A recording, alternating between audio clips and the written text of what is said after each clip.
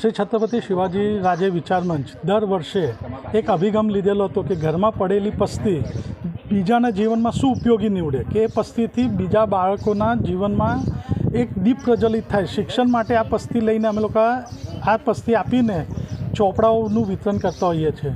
તો સંસ્કારી નગરીની વડોદરાની જે બહેનો અને માતાઓ છે તે દર વર્ષે આ પસ્તીદાનના કાર્યક્રમમાં આખા વર્ષમાં પસ્તી ભેગી કરતી હોય છે. ને આ પસ્તી અમને આપતા વખતે એ લોકોને એટલો હર્ષ હોય છે કે તેઓને પોતાને ખબર હોય છે કે ઘરનું બજેટ એક ઓછા આવકમાં કેવી રીતે ચલાવતા હોય, પણ એમની ભાવના હોય છે કે એમના તરફથી બી કોઈક બીજા બાળકને શિક્ષણમાં મદદરૂપ થાય એ સદહેતુ એમનામાં હોતો હોય છે. તો તેને ધ્યાનમાં અનુરૂપ રાખી આજે જ્યારે અમે પસ્તી દાન માટે અમે લોકોના ત્યાં જઈએ છીએ તો જે ઉત્સાહથી આ બહેનો આપતા હોય છે, હું એમનો ખૂબ ખૂબ આભાર વ્યક્ત કરું છું. તેમના થકી જે લોકો આર્થિકથી નબળા છે, કે જેઓના માતા પિતા નહીં હોતા, ઘરની આવક નથી હોતી, કે બહુ જ નીડી હોય છે, તેવા લોકોને આપણે ચોપડા અને સ્કૂલ બેગ આપતા હોઈએ છીએ. તો તેનો આ કાર્યક્રમનો સાચો શ્રેય કોઈને જતો હશે તો આ જાગૃત મહિલાઓનો, કે જે આખા વર્ષમાં પસ્તી ભેગી કરતી હોય, અને આપણા મીડિયાનો, કે આપ આ કાર્યક્રમને લોકો સુધી પહોંચાડો છો અને તેના જાગૃતતાના ભાગરૂપે લોકો અમને પસ્તી આપી જાય છે.